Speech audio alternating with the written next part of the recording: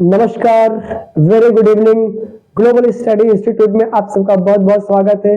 आशा करते हैं आप सब मस्त होंगे, व्यस्त होंगे पढ़ाई में।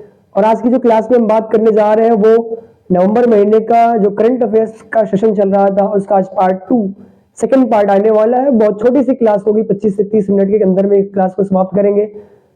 ठीक है, तो आपको स्क्रीन में पहला क्वेश्चन दिख रहा होगा, नवंबर महीने का करंट अफेयर्स का पार्ट 2। आपको क्वेश्चन दिख रहा होगा। क्वेश्चन है, अंतरराष्ट्रीय सौर गठबंधन इंटरनेशनल सोलर अलायंस के नए अध्यक्ष अभी हाल ही में कौन बने हैं। बड़ा बेहतरीन सवाल है। तो इस सवाल का अगर आंसर पूछे, ऐसा अगर कोई क्वेश्चन आपको मिले परीक्षा में, तो आप क्या बताएंगे? आईएसए मतलब इंटरनेशनल सोलर अलायंस के जो नए अध्यक्ष बने हैं वो बने हैं आशीष खन्ना। कौन बने भैया? आशीष खन्ना इंटरनेशनल सोलर अलायंस के नए अध्यक्ष बने हैं, आप याद करेंगे। और अगर पेपर में पूछे आशीष खन्ना ने किसका स्थान ग्रहण किया है, तो आप सबको पता होगा इसके पहले जो इंटरनेशनल सोलर अलायंस था, मतलब जो इंटरनेशनल सोलर अलायंस अंतरराष्ट्रीय सौर गठबंधन है, उसके अध्यक्ष थे अजय कुमार माथुर। कौन थे भैया? अजय कुमार माथुर। तो अजय कुमार माथुर के स्थान पर अब कौन है आईएसए के अध्यक्ष? तो आशीष खन्ना है। यह प्रश्न बहुत ही इंपॉर्टेंट है। तो पेपर में कैसे प्रश्न पूछेगा? इंटरनेशनल सोलर अलायंस के अध्यक्ष कौन बने, तो आप बताएंगे आशीष खन्ना बने हैं। और किसके स्थान पर बने? तो अजय कुमार माथुर के स्थान पर बने हैं। आप इसको याद करेंगे। फिर यहां से प्रश्न क्या बनता है? इंटरनेशनल सोलर अलायंस एक्चुअली है क्या? ये आईएसए क्या है, इसके बारे में थोड़ा सा बात करते हैं। अगर पेपर में पूछे आईएसए का फुल फॉर्म क्या है, फुल फॉर्म क्या है, इसकी हिंदी क्या है, आईएसए की स्थापना कब हुई थी, ये सारे प्रश्न इसके बारे में परीक्षा में पूछ सकता है। इसकी स्थापना कब हुई थी, आईएसए का मुख्यालय कहाँ है, ये इंपॉर्टेंट प्रश्न है। और इस समय आईएसए में सदस्य देशों की संख्या कितनी है, कितने सदस्य देश है इस समय आईएसए में। ऐसे प्रश्न पेपर में बन सकता है, एक्चुअली यहाँ से बनता भी है क्योंकि यह अंतरराष्ट्रीय संगठन है और इसका मुख्यालय भारत में, ऐसे प्रश्न बनता है। आईएसए का फुल फॉर्म होता है, पहले इसके बारे में बात करते हैं। इसका फुल फॉर्म होता है international solar alliance. International solar alliance अर्थात अंतरराष्ट्रीय सौर गठबंधन, इसी को बोलते हैं। हिंदी में इसको क्या पढ़ेंगे? हिंदी में इसको पढ़ते भैया अंतरराष्ट्रीय सौर गठबंधन। ठीक है, इसको हिंदी में पढ़ते अंतरराष्ट्रीय सौर गठबंधन। एक ऐसा अलायंस है दुनिया के देशों, कई सारे देशों का, जो सोलर एनर्जी के क्षेत्र में कार्य करते हैं। तो हिंदी होगी इसकी अंतरराष्ट्रीय सौर गठबंधन और इंग्लिश होगी इसकी इंटरनेशनल सोलर अलायंस। इसकी स्थापना अगर पूछे तो कब हुई थी, इसकी स्थापना आप बताएंगे 2015 में हुई थी। इंटरनेशनल सोलर अलायंस की स्थापना, अंतरराष्ट्रीय सौर गठबंधन की स्थापना 2015 में हुई थी। इसका मुख्यालय अगर कभी पेपर में पूछे तो इसका मुख्यालय आप बताएंगे गुरुग्राम में है। गुरुग्राम का मतलब भारत में है, हरियाणा राज्य में पड़ता है गुरुग्राम, जिसका प्राचीन नाम गुड़गांव था, आपको पता होगा। हरियाणा के गुरुग्राम में, कहा भैया? हरियाणा के गुरुग्राम में इसका मुख्यालय, इसको आप याद करेंगे विशेष तौर पर। तो हरियाणा के, पूरा इसको मिटा देते हैं, यहां से देखते हैं इसको। तो गुरुग्राम हरियाणा में इंटरनेशनल सोलर अलायंस का मुख्यालय है, इसको आप याद करेंगे बहुत विशेष तौर पर। ठीक है, अगर पूछे इंटरनेशनल सोलर अलायंस में सदस्य देशों की संख्या कितनी है, तो इसमें 101 सदस्य देश है, इसको आप याद करेंगे। और अभी कुछ दिन पहले मैंने आपको अक्टूबर महीने में पढ़ाया था ना कि अभी हाल ही में 101वां सदस्य देश कौन बना है इंटरनेशनल सोलर अलायंस का। 101वां सदस्य देश, पूर्ण सदस्य देश कौन सा देश बना था, तो आपने यहाँ पे पढ़ा होगा ना। तो 101वां पूर्ण सदस्य देश बना था नेपाल इंटरनेशनल सोलर अलायंस का, इसको आप याद करेंगे। ठीक है, इसको आप याद करेंगे। तो अंतरराष्ट्रीय सौर गठबंधन के नए अध्यक्ष बने आशीष खन्ना। अजय कुमार माथुर के स्थान पर ये इनकी नियुक्ति हुई है। इंटरनेशनल सोलर अलायंस के बारे में अगर बात करें तो इंटरनेशनल सोलर अलायंस, इसको हिंदी में बोलते हैं अंतरराष्ट्रीय सौर गठबंधन, और इसकी स्थापना थी 2015 में। और इसका मुख्यालय है गुरुग्राम में, भारत का राज्य हरियाणा में इसका मुख्यालय पड़ता है। इसमें अगर पूछे सदस्य देशों की संख्या कितनी है, तो आप बताएंगे 101 है।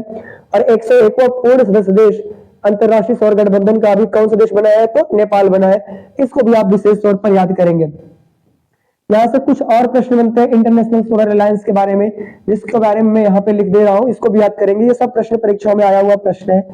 और क्या प्रश्न बनता है, अगर पूछे इंटरनेशनल सोलर अलायंस कि स्थापना स्थल, कहां पर इसकी स्थापना हुई थी, तो आप क्या बताएंगे, इसकी स्थापना स्थल हुई थी, इसका स्थापना स्थल है पेरिस, मतलब फ्रांस की राजधानी पेरिस में इंटरनेशनल सोलर अलायंस की स्थापना हुई थी। मुख्यालय भरे भारत के गुरुग्राम में।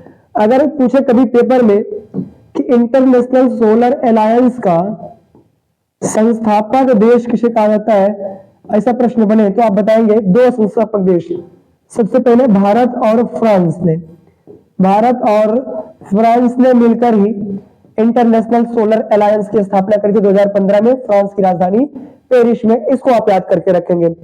और अगर पूछे कि इंटरनेशनल सोलर अलायंस की स्थापना 2015 में जब हुई थी तो कौन से कॉप में, जो आपने पढ़ा होगा ना UNFCCC कॉप 21 उस समय हो रहा था फ्रांस में पेरिस में, उसी पेरिस में यूएनएफसीसी कॉप 21 के दौरान ही इंटरनेशनल सोलर अलायंस की स्थापना की बात की गई थी। इसको भी आप विशेष तौर पर याद करेंगे। तो अब नया अध्यक्ष कौन बन गया इंटरनेशनल सोलर अलायंस के, आशीष खन्ना बन गए हैं, इनका नाम आप याद करेंगे। ठीक है, तो ये पहला प्रश्न था, बड़ा बेसिक सा सवाल था जिसके बारे में मैंने बात करी।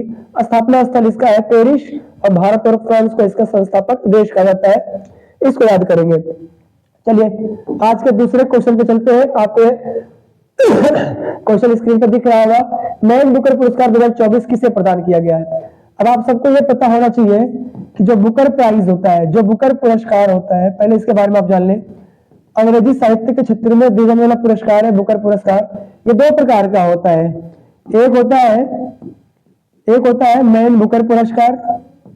कौन सा पुरस्कार भैया, एक होता है मैन बुकर पुरस्कार और जो दूसरा होता है वो होता है मैन बुकर इंटरनेशनल पुरस्कार। मैन बुकर इंटरनेशनल पुरस्कार, ये दो तरह के बुकर पुरस्कार होते हैं, मैन बुकर पुरस्कार और मैन बुकर इंटरनेशनल पुरस्कार। ये दो पुरस्कार होते हैं और आज का जो क्वेश्चन है वो किसके बारे में है, वो मैन बुकर पुरस्कार के बारे में, मैन बुकर इंटरनेशनल पुरस्कार के बारे में नहीं है। तो आप यहां से एक प्रश्न पूछ सकते हो, भैया दोनों अंग्रेजी साहित्य के क्षेत्र में दिए जाने वाले पुरस्कार है, तो दोनों में क्या अंतर है बेसिकली, तो क्या अंतर है इसके बारे में किसी और क्लास में बात करते हैं, या लास्ट वाली क्लास में मैंने इसके बारे में बात किया था। थोड़ा सा बता देता हूँ बेसिक सा। जो मैन बुकर पुरस्कार होता है ये अंग्रेजी साहित्य के क्षेत्र में दिया जाता है, लेकिन सिर्फ उन साहित्यकारों को दिया जाता है जिन्होंने अपने साहित्य अपने नोवेल का जो पब्लिश कैसे है, पब्लिश उसको कराया है, कहां से, ब्रिटेन से कराया है, उनको दिया जाता है और अंग्रेजी भाषा में हो। मैन बुकर इंटरनेशनल पुरस्कार किसी भी भाषा में लिखे गए साहित्य के लिए दिया जा सकता है, बशर्ते उसका जो अनुवाद हुआ हो अंग्रेजी भाषा में हुआ हो और उसका पब्लिकेशन दुनिया के किसी भी देश में हुआ हो। तो ये बेसिक से अंतर है मैन बुकर इंटरनेशनल पुरस्कार और मैन बुकर पुरस्कार के बारे में। और जो आज की क्लास में मैं बात कर रहा हूँ वो मैन बुकर पुरस्कार के बारे में बात कर रहा हूँ, इसके बारे में बात कर रहा हूँ, ना कि इसके बारे में बात कर रहा हूँ। उसके बारे में किसी अन्य क्लास में बात करेंगे जब 2024 में वो दिया जाएगा। 2024 का मैन बुकर पुरस्कार अभी हाल ही में दिया गया है और 2024 का मैन बुकर पुरस्कार किसको प्रदान किया गया, यही सवाल है। तो इसका आप आंसर याद करेंगे। जिनको दिया गया उनका नाम है भैया समंथा हार्वे, समंथा हार्वे इनका नाम है। इनको 2024 में मैन बुकर पुरस्कार दिया गया है। और अगर पेपर में पूछे कि जो समंथा हार्वे है इनको किस पुस्तक के लिए मैन बुकर पुरस्कार 2024 दिया गया है, तो इनकी पुस्तक का नाम है ऑर्बिटल। क्या नाम है इनकी पुस्तक का, ऑर्बिटल इनकी पुस्तक का नाम है। इसको भी आप याद करेंगे, ये इनकी बुक का नाम है, इनकी पुस्तक का नाम है, इनके नॉवेल का नाम है, इनके उपन्यास का नाम है। जिस नॉवेल या उपन्यास के लिए इनको 2024 का मैन बुकर पुरस्कार दिया गया है इनका नाम है समंथा हार्वे और पुस्तक का नाम है ऑर्बिटल। इतना आपने याद कर लिया। तो यहाँ से कुछ और चीजों के बारे में बात कर लेते हैं इसी क्वेश्चन के बारे में। अगर कभी पेपर में पूछे कि मैन बुकर पुरस्कार की शुरुआत कब हुई, 2024 में किसको दिया गया, 2023 में किसको दिया गया, तो मैं इसके बारे में थोड़ा सा बात कर लेता हूं, आप इसको याद करेंगे। तो सुनिए, याद करेंगे, कॉपी को कई पार्ट में डिवाइड कर लेंगे और अब तक के कुछ प्रमुख विजेताओं के बारे में बात करते हैं। तो यहाँ पे आप बना लेंगे क्रम संख्या, यहाँ पर बात बना लेंगे आप वर्ष, यहाँ पे बना लेंगे उनका नाम जिनको दिया गया, और यहाँ पर आप बना लेंगे उनकी पुस्तक का नाम या नॉवेल या उपन्यास का नाम जिस पुस्तक के लिए इनको मैन बुकर पुरस्कार दिया गया। इसको आप ध्यान से पढ़ेंगे। तो कभी पेपर में पूछे प्रथम मैन बुकर पुरस्कार किसको दिया गया था, प्रथम फर्स्ट वाला, तो प्रथम मैन बुकर पुरस्कार दिया गया था 1969 में। 1969 में दिया गया। इसका मतलब मैन बुकर पुरस्कार देने की शुरुआत किस वर्ष हुई? 1969 अर्थात 1969 में हुई। और किसको दिया गया था सबसे पहले यार? तो सबसे पहली बार मैन बुकर पुरस्कार दिया गया था P.H. न्यूबी को। इसको भी आप याद करेंगे, विशेष तौर पर इनका नाम महत्वपूर्ण है। P.H. Newbie, P.H. न्यूबी को दिया गया था। और किस पुस्तक के लिए दिया गया था अगर पूछे तो समथिंग, इनकी जो पुस्तक थी उसका नाम था something to answer for, something to answer for इनकी पुस्तक का नाम था। इसी पुस्तक के लिए P.H. न्यूबी को सबसे पहली बार 1969 में मैन बुकर पुरस्कार दिया गया था। इसको भी याद करेंगे। इसका मतलब जो मैन बुकर पुरस्कार है इसकी शुरुआत कब हुई? 1969 में हुई, ये आप याद करेंगे। उसके बाद कुछ लास्ट के याद बता देता हूं आपको। 2021 में अगर पूछे तो किसको दिया गया मैन बुकर पुरस्कार? लास्ट के कुछ इंपोर्टेंट होता है, पहला वाला इंपोर्टेंट होता है। तो पहला तो P.H. न्यूबी हो गए और लास्ट के कुछ लोगों के नाम मैं आपको बता दे रहा हूं। 2021 में 2021 में अगर पूछे ये मैन बुकर पुरस्कार किसको दिया गया था 2021 में, तो आप याद करेंगे डेमन गलगुट को दिया गया था। डेमन गलगुट को 2021 का मैन बुकर पुरस्कार दिया गया था। अगर पूछेंगे किस पुस्तक के लिए दिया गया था तो आप बताएंगे इनकी पुस्तक का नाम था प्रॉमिस। कौन सी पुस्तक थी भैया? प्रॉमिस पुस्तक के लिए 2021 का मैन बुकर पुरस्कार दिया गया था डेमन गलगुट को। अगर पूछे 2022 में मैन बुकर पुरस्कार किसको दिया गया था तो 2022 का आपको याद करना बहुत जरूरी है। तो श्रीलंका के एक लेखक थे, इनका नाम था शहान करुणा तिलका, इनका नाम था। इनको 2022 का मैन बुकर पुरस्कार दिया गया था। और अगर पूछे शहान करुणा तिलका को किस पुस्तक के लिए दिया गया था तो दिया गया था द सेवन मून्स ऑफ माली एल्विडा। इनकी पुस्तक का नाम था द सेवन मून्स ऑफ माली एल्मिडा, ये इनकी पुस्तक का नाम था। इसी पुस्तक के लिए शहान करुणा तिलका को 2022 का मैन बुकर पुरस्कार दिया गया था। इनका नाम याद करेंगे।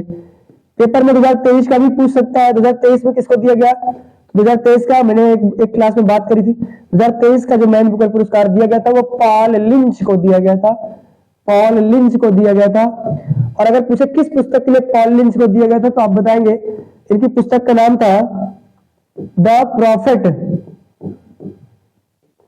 द प्रॉफिट सॉन्ग, इनकी पुस्तक का नाम था। इस पुस्तक के लिए 2023 का मैन बुकर पुरस्कार इनको दिया गया था। अगर पेपर में पूछे 2024 में किसको दिया गया, जो कि आज का प्रश्न ही है, तो 2024 में मैन बुकर पुरस्कार दिया गया था। भैया सबको पता होना चाहिए, आज के प्रश्न का यही टॉपिक ही है। तो दिया गया था ये सामंथा हार्वे को। इनका नाम भी आप याद करेंगे, बड़ा स्पेशल नाम है, बहुत ही इंपॉर्टेंट है, बहुत सारी परीक्षाओं में ये नाम आ सकता है। तो सामंथा हार्वे को 2024 का मैन बुकर पुरस्कार दिया गया था। और किस पुस्तक के लिए दिया गया था? तो ऑर्बिटल। कौन सी पुस्तक इनकी दिया? ऑर्बिटल के लिए दिया गया था। तो ये आप कुछ मैन बुकर पुरस्कार विजेताओं के नाम याद करेंगे। ठीक है, इतना आपने अगर लिख लिया होगा तो थोड़ा सा अब भारत के लेखकों की बात कर लेते हैं। कितने भारत के लेखकों को मैन बुकर पुरस्कार दिया गया था और कब कब दिया गया, किस किस पुस्तक के लिए दिया गया, इसके बारे में थोड़ा सा बात कर लेते हैं। अगर आपने इतना लिख लिया होगा तो इसको थोड़ा सा मिटा देते हैं यहां से।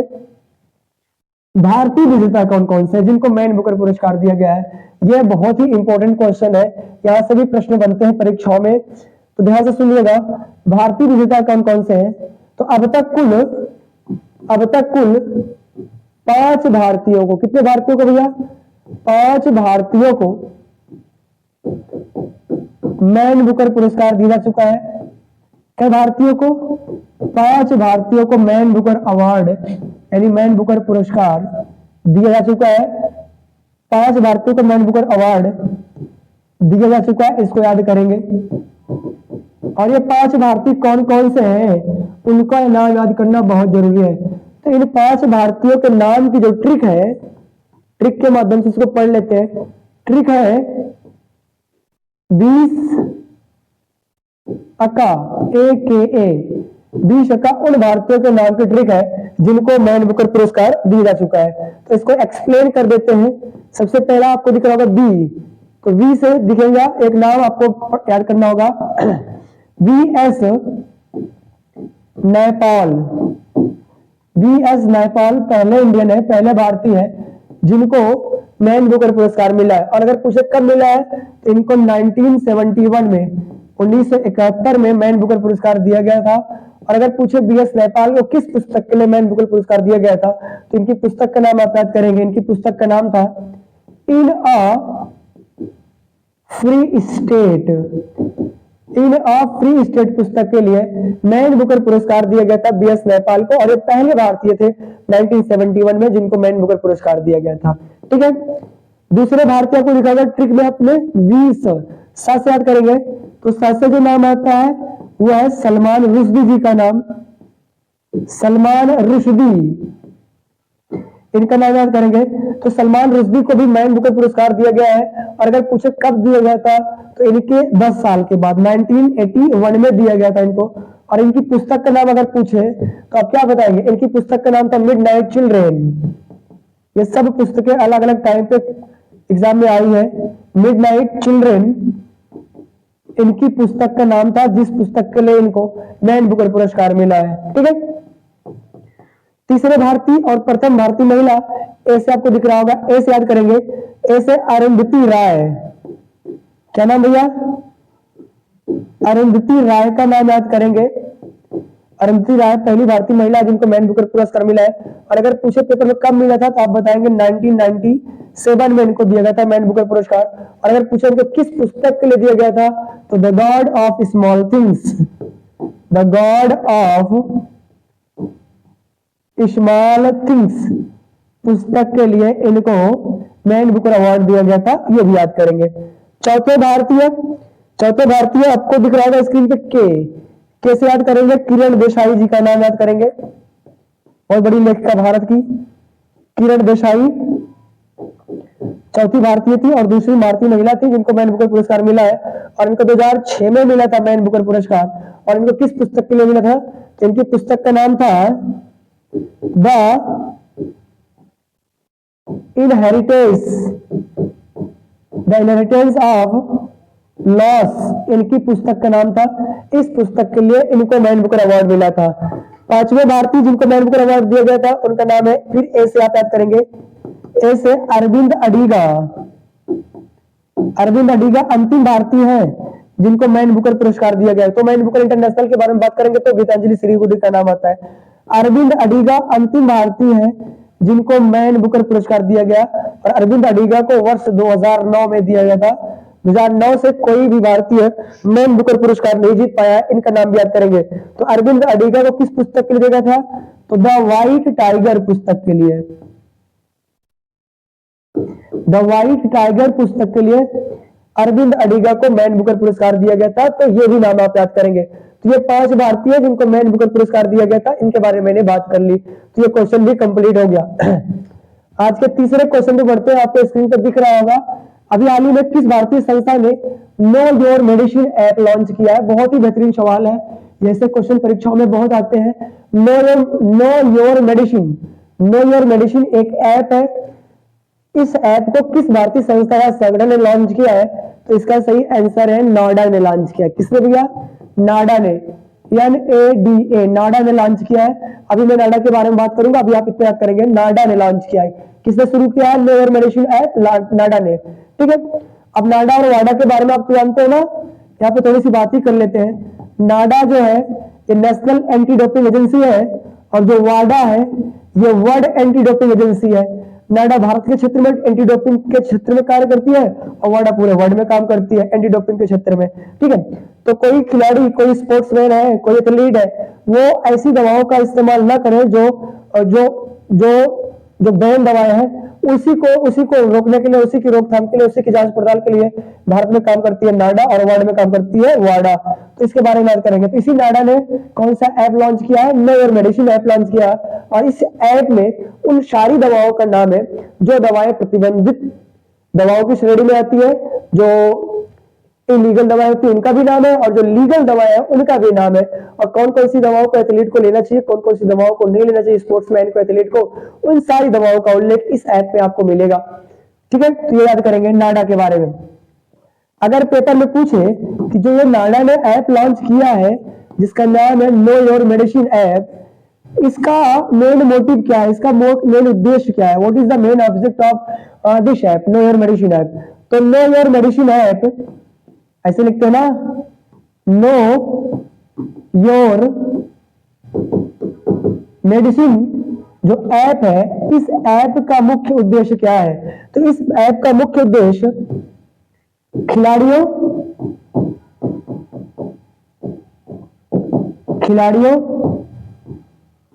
एवं जो प्रशिक्षक होते हैं, कोच होते हैं, खिलाड़ियों एवं प्रशिक्षकों को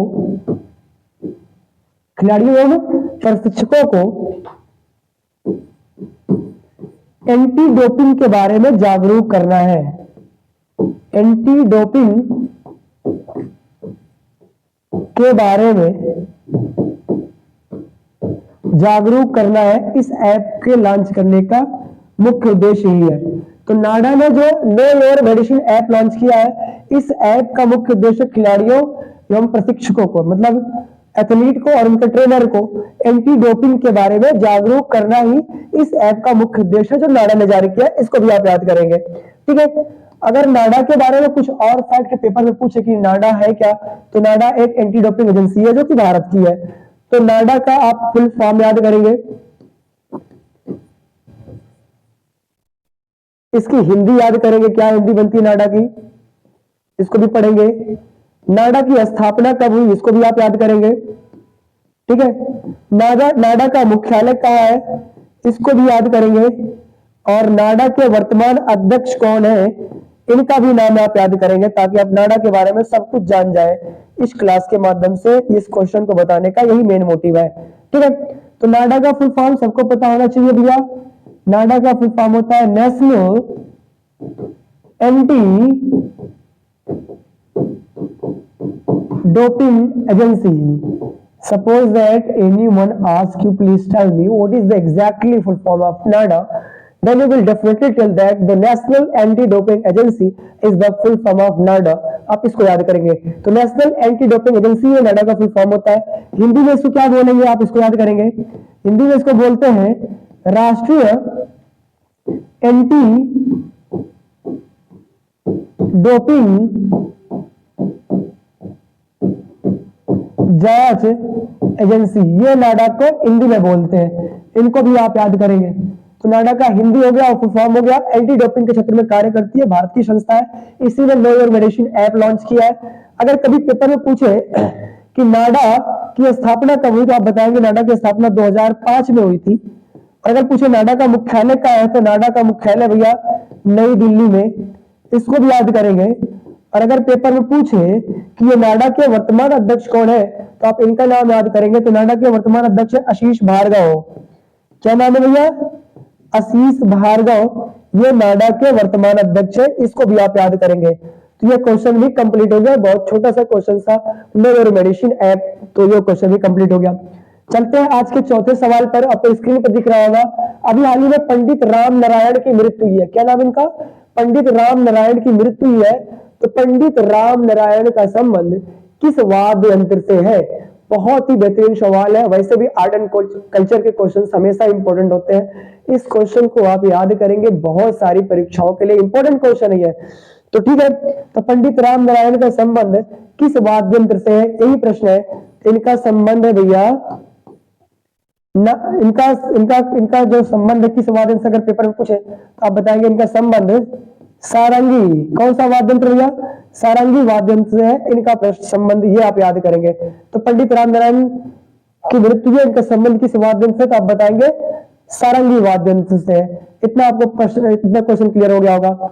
आगे बात करते हैं, कुछ वाद्य यंत्रों के बारे में बात कर लेते हैं और उसके प्रमुख वादकों के बारे में बात कर लेते हैं। फटाफट बेसिक सा कुछ क्वेश्चन के बारे में बात करते हैं जिनके नाम महत्वपूर्ण है, क्योंकि एक क्लास में इतनी सब चीजें बताई जाना थोड़ा सा मुश्किल है, पूरा डिटेल बताया जाना, क्योंकि करंट अफेयर्स का क्लास है, आर्ट एंड कल्चर का तो पढ़ा नहीं रहा हो।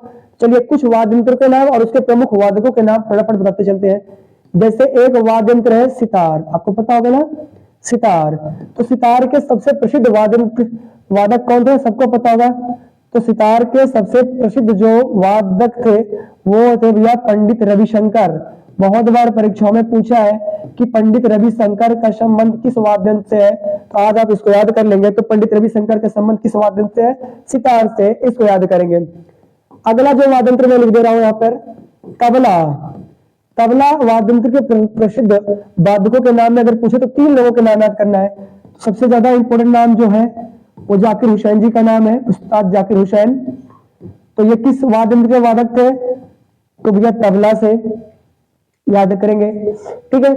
किशन महराज, आपको पता होना चाहिए ना, किशन महराज का संबंध किस वाद्य यंत्र से है? तो आप इनका नाम भी याद करेंगे।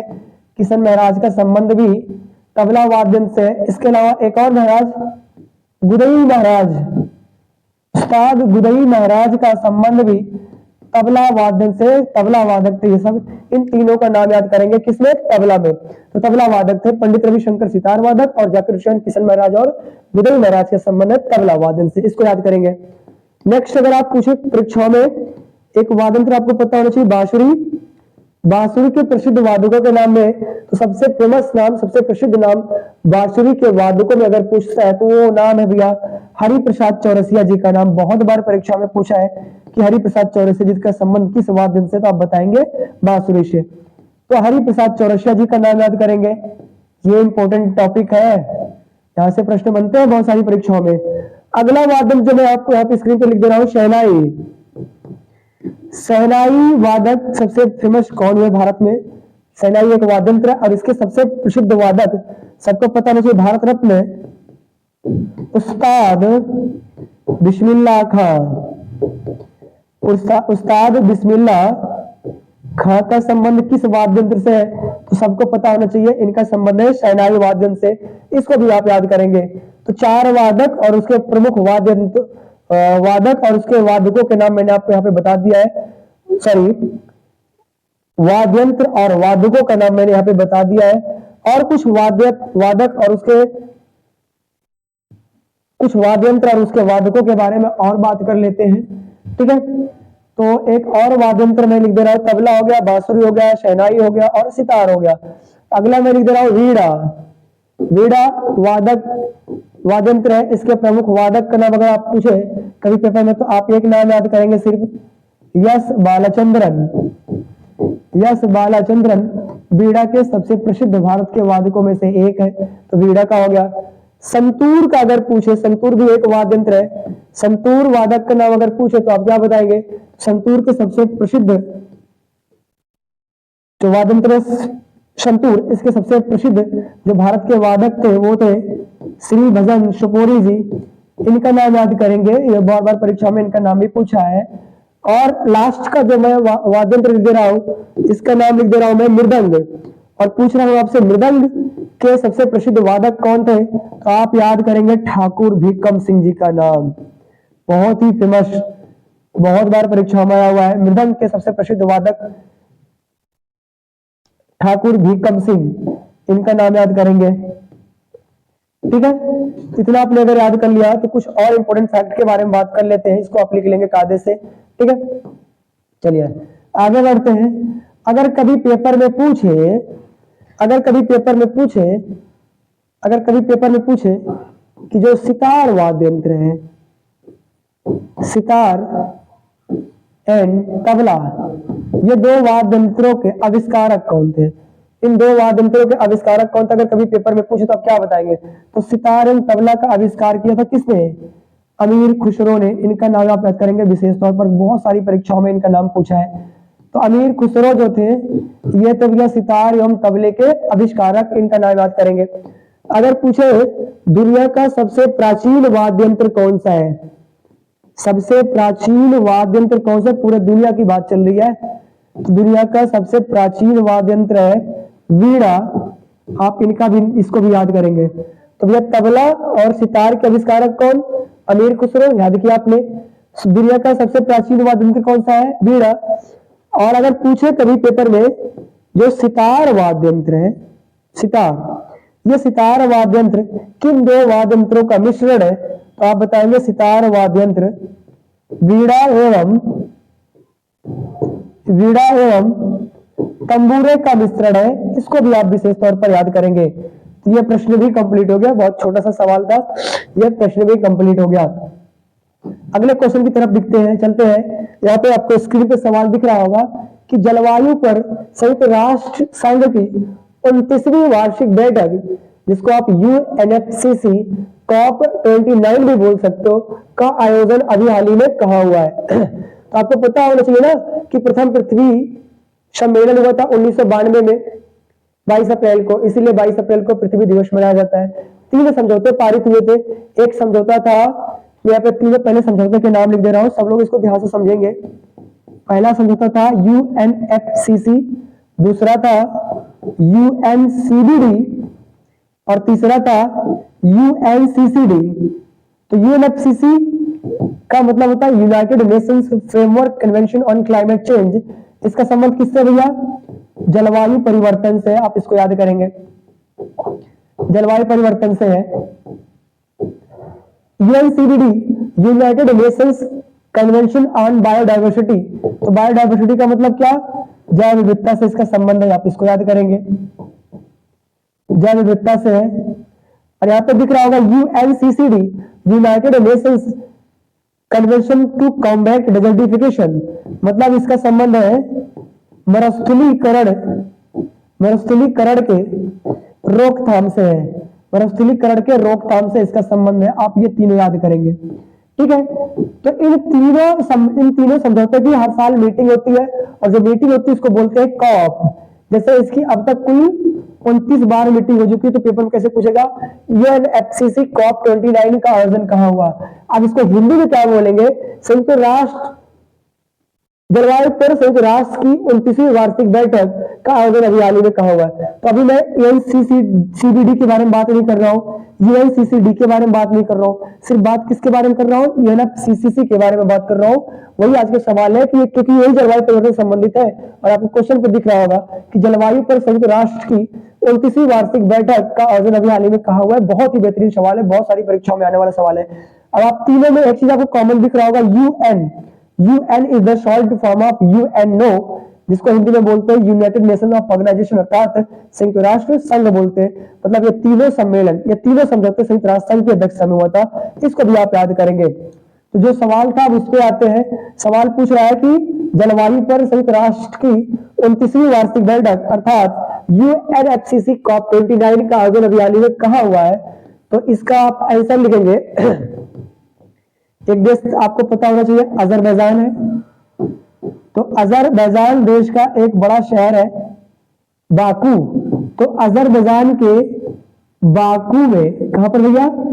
अजरबैजान के बाकू में UNFCCC COP29 का आयोजन हुआ है। इसको भी याद करेंगे। तो क्या हुआ आयोजन यहाँ पर? UNFCCC COP29 मतलब संयुक्त राष्ट्र संघ की जलवायु से संबंधित जो समझौता हुआ था उसकी जो मीटिंग होती है, जिसको हम बोलते हैं UNFCCC COP, ये 29वीं बैठक है 2024 में जो हुई है। तो ये कहां पर हुई है? तो ये हुई है अजरबैजान के बाकू में, ठीक है। इतना पॉइंट अगर आपने क्लियर कर लिया होगा तो कुछ इंपॉर्टेंट फैक्ट के बारे में बात करने चल रहा हूं, जो बहुत सारी परीक्षाओं के लिए इंपॉर्टेंट बनता है। चलिए ठीक है, यहाँ इसको मैं साफ कर देता हूँ, स्क्रीन पर सीधा सीधा साफ साफ दिखेगा। चलिए देखते हैं। अब यहाँ पे मैं बात करने जा रहा हूं अब तक आयोजित कुछ प्रमुख UNFCCC COP के बारे में, ठीक है। तो आप कॉपी को कई पार्ट में डिवाइड कर लेंगे, क्रम संख्या, ठीक है, वर्ष, स्थान और फिर क्या? देश का नाम। जैसे अगर आपको पता होना चाहिए ना कि प्रथम पृथ्वी सम्मेलन 1992 में हुआ ब्राजील के रियो डी जेनेरियो में। उसी सम्मेलन के बाद ये समझौता अस्तित्व में आया। तो इसका जो पहला कॉप हुआ होगा, जो इसकी पहली समिट हुई होगी इस समझौते की, वो 1992 के बाद ही हुआ होगा। तो इसका पहला जो कॉप हुआ था, देखिए ध्यान से, UNFCCC COP1 इसको बोलेंगे ना। तो UNFCCC COP1 का आयोजन हुआ था वर्ष 1995 में। 92 में प्रथम पृथ्वी सम्मेलन हुआ, यह समझौता अस्तित्व में आया, और 1995 में इसका पहला कॉप यानी पहली समिट हो गई। अगर पूछे कभी कहां हुई थी तो आप बताएंगे बर्लिन में हुई थी। और आपको पता नहीं बर्लिन किस देश की राजधानी है? तो जर्मनी की राजधानी है। तो प्रथम UNFCCC COP का आयोजन कहां हुआ था? तो 1995 में बर्लिन में हुआ था, ठीक है। आगे देखेंगे यूएनएफसीसी COP2 का आयोजन वर्ष 1996 में हुआ। और अगर पेपर में पूछे कहाँ हुआ तो आप इसको अब याद करेंगे, जेनेवा में हुआ। और आप बताओ जेनेवा किस देश में पड़ता है? तो जेनेवा पड़ता है भैया स्विट्जरलैंड में पड़ता है।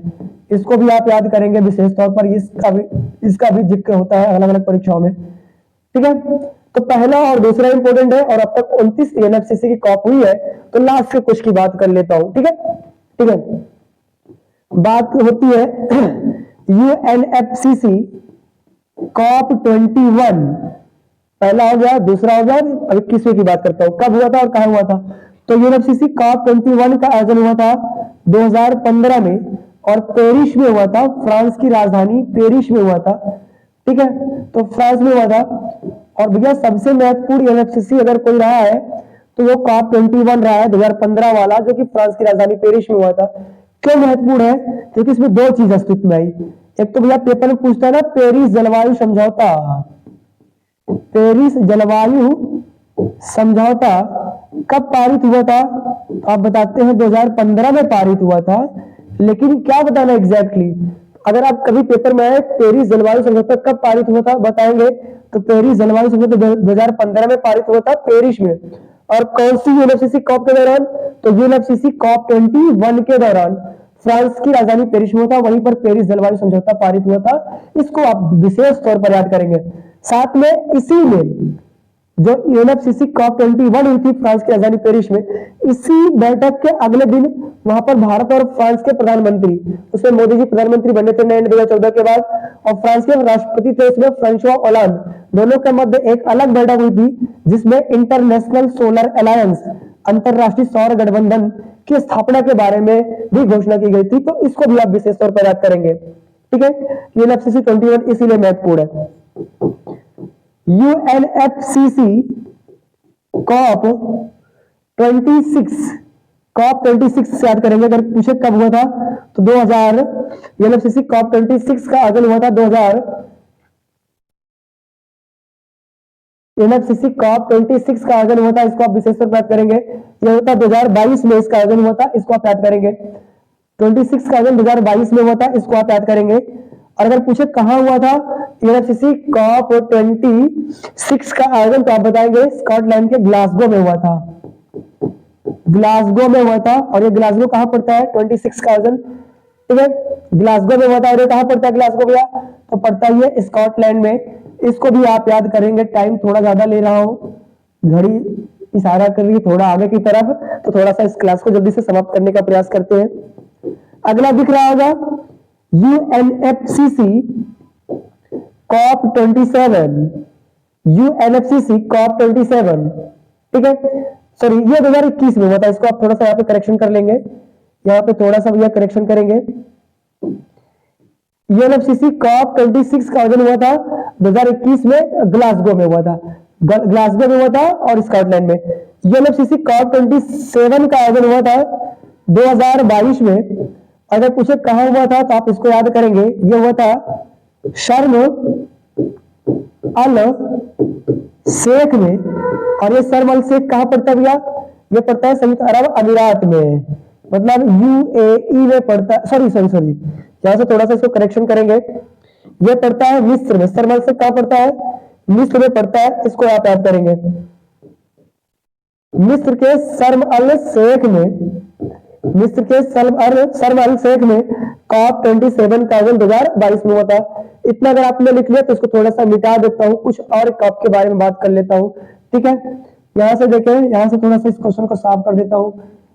तो पेरिस जलवायु समझौता कब आया? 2015 में। कौन सी यूएनएफसीसी के दौरान? तो यूएनएफसीसी COP21 के दौरान। इसको आप याद करेंगे।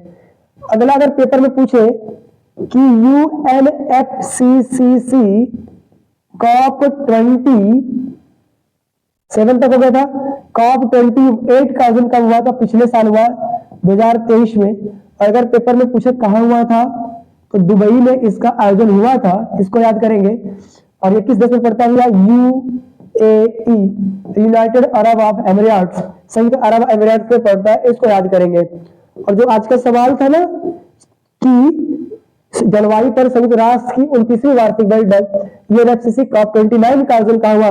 तो यूएनएफसीसी COP29 का आयोजन नवंबर 2024 में हुआ। और अगर पेपर में पूछे कहाँ हुआ तो आप बताएंगे क्या भैया, बाकू में हुआ। और ये बाकू शहर किस देश में पड़ता है, अजरबैजान में पड़ता है। इसको आप विशेष तौर पर याद करेंगे। और ये सवाल भी कंप्लीट हो गया।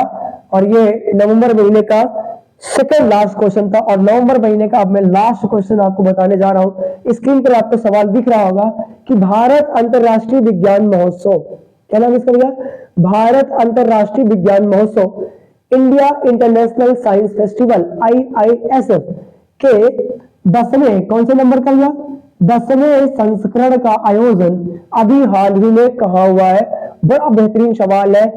तो इस सवाल का आप क्या आंसर याद करोगे, IISF है, IISF India international science festival, Bharat अंतरराष्ट्रीय विज्ञान महोत्सव।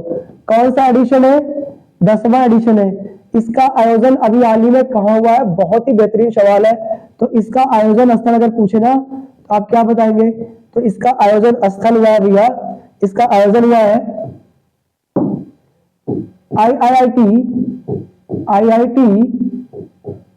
IIT गुवाहाटी में हुआ है इसका आयोजन। इसको याद करेंगे, IIT गुवाहाटी में। और IIT गुवाहाटी किस राज्य में पड़ता है, असम में पड़ता है। IIT गुवाहाटी में ही आयोजन हुआ है किस चीज का, भारत अंतरराष्ट्रीय विज्ञान महोत्सव 2024 में हुआ है, 10वां संस्करण है इसका। तो कहाँ हुआ है ये, IIT गुवाहाटी में हुआ है, असम में हुआ है। और अगर पेपर में पूछे कि जो भारत अंतरराष्ट्रीय विज्ञान महोत्सव होता है इसके आयोजन का मुख्य उद्देश्य क्या होता है, तो सूचना एवं प्रौद्योगिकी का बढ़ावा देना, IT का बढ़ावा देना, ताकि मानवता को उसका फायदा मिले। इसी को बढ़ावा देने के लिए भारत अंतरराष्ट्रीय विज्ञान महोत्सव का आयोजन हर साल होता है। और 2024 में इसका जो 10वां एडिशन था इसका आयोजन हुआ है IIT गुवाहाटी में। ठीक है, यहां से एक इसी तरह से एक और आयोजन होता है, ये मैंने IISF के बारे में बात करना। इसी तरह से एक होता है IITF, क्या, IITF India international trade festival, जिसको हिंदी में क्या बोलते हैं, भारत अंतरराष्ट्रीय व्यापार महोत्सव। ये क्वेश्चन इंपॉर्टेंट है बहुत सारे एग्जाम्स के लिए। ये लिखा है IITF India international trade festival is the full form of IITF। इसको याद करेंगे। इसको हिंदी में बोलते हैं भारत अंतरराष्ट्रीय व्यापार महोत्सव। और अगर एग्जाम में पूछे कि भारत अंतरराष्ट्रीय व्यापार महोत्सव का आयोजन कहाँ पे हुआ है और इसका कौन सा संस्करण है, तो इसका भैया 2024 में नवंबर महीने में, कौन से महीने में, नवंबर महीने में 2024 में इसका 43वां एडिशन हुआ है। और कहाँ हुआ है 43वां एडिशन, तो इसका बताएंगे प्रगति मैदान में हुआ है, प्रगति मैदान में हुआ है। और ये प्रगति मैदान कहाँ पड़ता है, इसको आप याद करेंगे। तो प्रगति मैदान कहाँ पर इसका आयोजन हुआ, इसको आप याद करेंगे। तो इसका आयोजन हुआ भैया, some technical issue, Pragati Maidan में हुआ है। और प्रगति मैदान कहाँ पड़ता है, नई दिल्ली में हुआ है। तो ये दोनों क्वेश्चन ना अलग अलग तरह के क्वेश्चन है। जो मेन क्वेश्चन है ये है कि भारत अंतरराष्ट्रीय विज्ञान महोत्सव IISF के 10वें संस्करण का आयोजन कहाँ हुआ है, आप बताएंगे IIT गुवाहाटी में हुआ है। उसी तरह से मिलता जुलता है, इसीलिए मैंने इसके बारे में बात कर दी। तो यह IITF भारत अंतरराष्ट्रीय व्यापार महोत्सव इंडिया इंटरनेशनल ट्रेड फेस्टिवल, इसका 43वां संस्करण 2024 में कहा हुआ है, तो आप बताएंगे प्रगति मैदान नई दिल्ली में हुआ एक मेला है, एक महोत्सव है। इसी के साथ आज की क्लास को यहीं पे समाप्त करते हैं। आशा करते हैं कि आप लोग ग्लोबल स्टडी इंस्टीट्यूट के बेहतरीन क्लास का बेहतरीन क्लास को एंजॉय करते होंगे और अपने ज्ञान को बढ़ाते रहेंगे। हम आपको ऐसी ऐसी बहुत ही अच्छी क्लासें उपलब्ध कराते रहेंगे। आप सब ग्लोबल स्टडी इंस्टीट्यूट को शेयर करते रहिए, सब्सक्राइब करते रहिए। इसी के साथ इस क्लास को यहीं पे समाप्त कर देते हैं। Thank you so much everyone.